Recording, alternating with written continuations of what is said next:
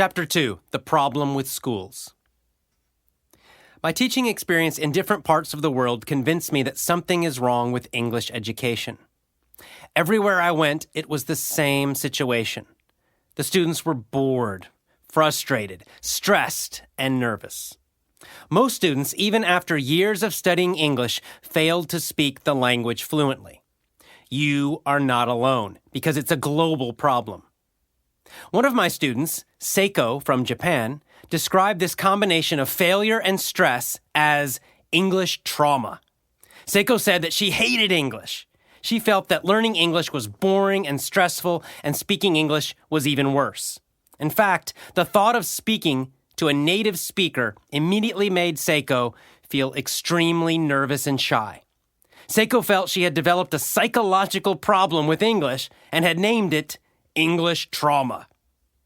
A trauma is a deep wound or injury. How sad, I thought to myself, that so many people now think of English as a kind of injury or mental disease. Throughout my teaching career, I've met many students who had similar feelings about English. I discovered that Seiko was not alone. Rather, English trauma is a global epidemic. Though most people feel they must learn to speak English, very few seem to enjoy it. Most who learn the language struggle with the same feelings of nervousness and frustration that Seiko had. As I encountered this problem more and more, I began to look for the root causes. I realized that before I found a solution, I needed to understand the problem. Just as a doctor must first diagnose a disease before treating it. Think about it. What is the cause of all of this misery and failure? Why do so many people fail to speak English effortlessly despite years of study? What is wrong with English education? The first and most obvious problem I found with schools was the way in which they teach English. Most schools, everywhere in the world, use the grammar translation method. As the name implies, the focus of this method is on grammar analysis and the memorization of translated vocabulary. This method breaks English into an endless series of grammar formulas to memorize.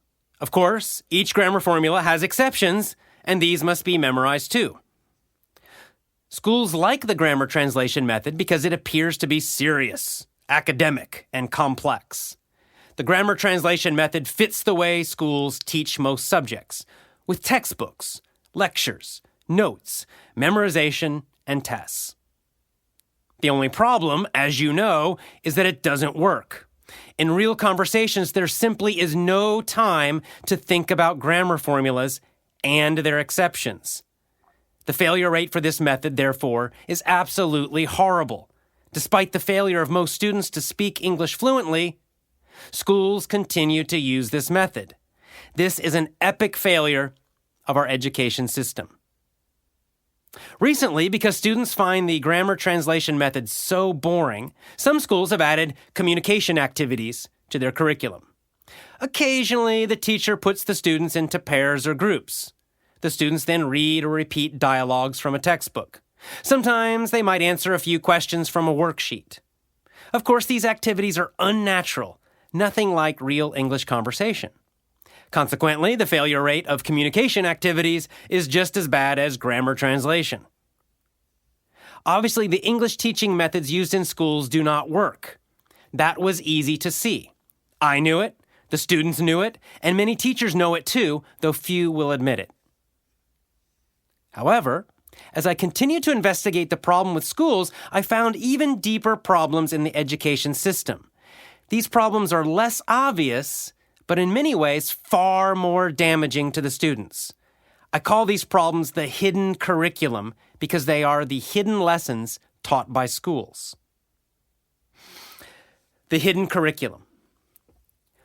Most schools everywhere in the world share a similar hidden curriculum. One element of this curriculum is student passivity. In schools, students are trained to be passive, not active. They sit in chairs, in rows. When they are young, they're told to be quiet and obey the teacher. As the teacher lectures, the students take notes. Later, they are told to memorize these notes in preparation for a test. The message is clear. Learning is a passive activity.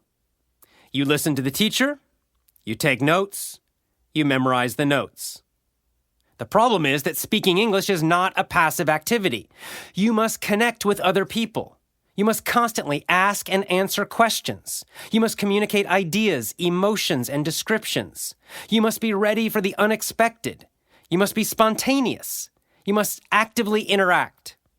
English is not something you passively study, it's something you do.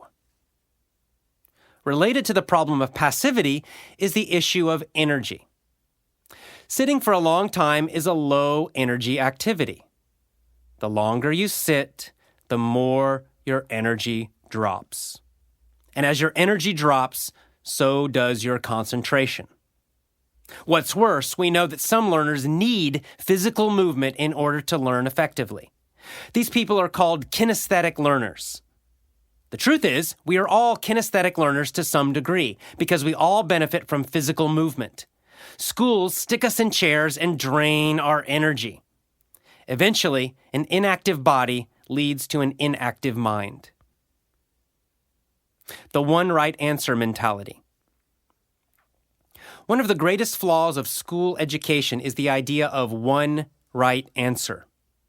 One right answer is a powerful part of the hidden curriculum. It is a result of using textbooks and tests. In school, you are frequently taught that there is one and only one correct answer to a question or problem. For example, you may be asked to choose the correct verb tense on a test, or you may be taught proper English greetings. The hidden message is that the teacher's way is always right. Real life and real English is not this way. For example, sometimes I will tell a story using the present tense, even though the events happened in the past. This is a technique commonly used by native speakers. However, when English learners hear these stories, many are confused and upset. They're convinced that the past tense is the right answer and the only correct way to tell the story. Some get quite upset and even argue with me about it. These students are so convinced that there's only one right answer that they will argue with native speakers. These students have been trained to believe that there's only one correct way to say things in English. The truth is, there are always many ways to say the same thing. We can change verb tenses in order to change the feeling of the story. We can use different vocabulary and different phrases. And we even break grammar rules all the time. One right answer thinking limits and confuses English learners. Effective communication requires flexibility, while the one right answer mentality trains students to be rigid and unimaginative. Connected to this problem is another dangerous part of the hidden curriculum: fear of mistakes. This is one of the most negative and traumatizing messages taught in school. How is the fear of mistakes taught? Through tests and corrections. In nearly every school all over the world, teachers regularly give quizzes and tests. The teacher asks questions, and the students must provide the one right answer. Of course, the one right answer is always the teacher's answer. What happens if the student provides a different answer? They're punished with the lower score. Students are smart, and they quickly understand that in school, mistakes are bad and must be avoided. They also understand that truth is unimportant, and the best way to succeed is to simply give the answer that the teacher wants. Even worse is when a student, already feeling nervous, tries to speak English with the whole class listening. They're just learning, so of course they will make mistakes. When the teacher corrects these mistakes, the student is embarrassed and becomes even more nervous. Eventually, most students try to avoid speaking English because the situation is so painful. By punishing and correcting mistakes, schools punish risk-taking. Little by little, they train students to avoid risk and avoid doing anything they can't do perfectly. Yet there's no perfection with English speaking. Even native speakers make mistakes. We make grammar mistakes. We mispronounce words. We forget vocabulary words. It doesn't matter because we're focused on communicating, not on tests and grades. Of course, the fear of mistakes goes far beyond English class. After years of school, most people learn to avoid risk in most parts of their life. School trains them to be passive, rigid, timid, and obedient. This not only hurts your English speaking, it also harms your career and limits your success in all areas of life. Fortune favors the bold. Those who are active, flexible, and passionate are the ones who achieve the greatest success in life. The passive and obedient rarely live their dreams. You will make many mistakes as you improve your English speaking. There's no need to be upset by this. The truth is, most native speakers don't care. They don't care if you make grammar mistakes. They just want to communicate with you. They want to share thoughts, ideas, and feelings. They want to communicate with you as a human being, not as an English student. To communicate effectively, you must forget the idea of perfection and learn to be flexible. The dirty secret of English teaching. If the hidden curriculum is so bad, why do schools and teachers continue to follow it? The truth about our education system is that the curriculum exists to benefit the schools, not the students. Teachers use methods because they are easier for the teacher, not because they're good for the student. The hidden curriculum creates passive students. It creates obedient students. Passive and obedient students are easier to control, making life easier for teachers and school administrators. Textbooks, for example, make the teacher's job much easier. By using a textbook, the teacher doesn't have to plan new lessons for every class. Planning lessons is hard work, and a textbook makes it much easier. The teacher can simply follow the textbook with minimum effort. Many teachers are little more than textbook readers. Every day they read the textbook to their students, slavishly following the lessons. In my opinion, they can barely be called teachers at all. Perhaps we should call them textbook readers instead. Another benefit of textbooks for the schools is that they standardize learning. By using a textbook, the school ensures that every English class is learning exactly the same thing. School officials like this because it makes testing and ranking students easier. Schools are like factories. The bosses want everything to be the same. The same is true for tests and grades. These provide little to no benefit to English learners. In fact, as we have discussed, tests and grades increase stress and create a fear of making mistakes. Tests and grades are a primary cause of English trauma. On the other hand, tests and grades are a powerful tool of control for teachers. When students fear bad grades, they obey the teacher more. They learn that the teacher is always right, because if they don't agree with the teacher's answer, they're punished with lower scores. Grades are a means of ranking students. Most teachers and administrators are focused on ranking students rather than helping all succeed. In many schools, the official policy is that a certain percentage of students in every class must get poor grades. A certain percentage must get medium-level grades, and only a small percentage can be given excellent grades. In other words, the system is designed to create failure for a large number of students. While working at a university in Thailand, I was told directly by my boss that too many of my students had high scores. My boss insisted that I fail more students in my class. I was shocked and angry. I quit the job rather than purposely fail dedicated students. Sadly, this mentality of designing for failure is present in most schools everywhere in the world. Schools benefit from ranking and controlling students. The grammar translation method also benefits the teacher but not the student.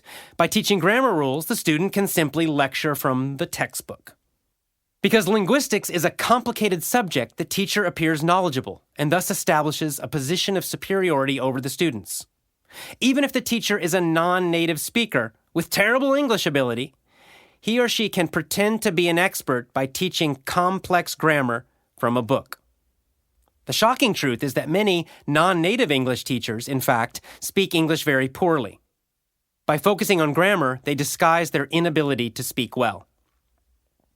What about communication activities? Surely they are designed to help students. Actually, they're not. These activities, as we discussed previously, are unnatural. They're nothing like a real conversation and thus do not prepare students to have real conversations. However, communication activities are great for teachers. The teacher puts the students into pairs or groups and asks them to follow a textbook activity. Often the students simply read a written dialogue from the book or answer pre-written questions from the book. The advantage for the teacher is that once such an activity is started, the teacher can rest and do nothing. While the students go through the textbook activity, the teacher relaxes. It's a secret among English teachers that communication activities are a great way to waste time and avoid work. One particularly horrible version of communication activities is the use of movies. Used correctly, movies can be a powerful English learning tool. Most teachers, however, simply use movies as a way to waste time. They put in a movie, turn out the lights, and push play. For the remainder of the class, the teacher happily does nothing. The students are usually happy too because watching a movie is far more interesting than grammar, even if they can't understand most of the movie. Passive low energy benefits the teacher. Finally, let's look at the low energy situation in most schools. From childhood, students are forced to sit for hours, motionless in chairs. They're told to be quiet and obedient. By adulthood, most people are thoroughly trained. They accept passive lectures and low energy as a normal part of learning. Why would schools and teachers want low energy? Again, because low energy students are easier to manage. A teacher must work much harder with curious, energetic students. Sadly, most teachers prefer the easy way. It's much easier for them to lecture quietly to passive students. The truth is that many teachers are tired and stressed. Because of this, they constantly look for ways to make their own job easier. Their first concern is not the students. They are not obsessively focused on getting better results for the learners. Rather, they just want to get through their workday as easily as possible. There are many reasons for this situation, but the end result for the student is boredom, frustration, and poor results. This is the ugly truth of education. This is the reason you cannot speak English well, despite years of study. This is the reason you find English to be stressful, difficult, and boring. This is the cause of English trauma. This is the source of the problem. Happily, there is a solution. The internet has made independent learning easy for all. No matter where you live or what you do, it is possible to master spoken English without schools. All you need is an internet connection. In the next chapter, I will introduce the solution to English trauma. You will learn how to heal and how to finally get the results you want with English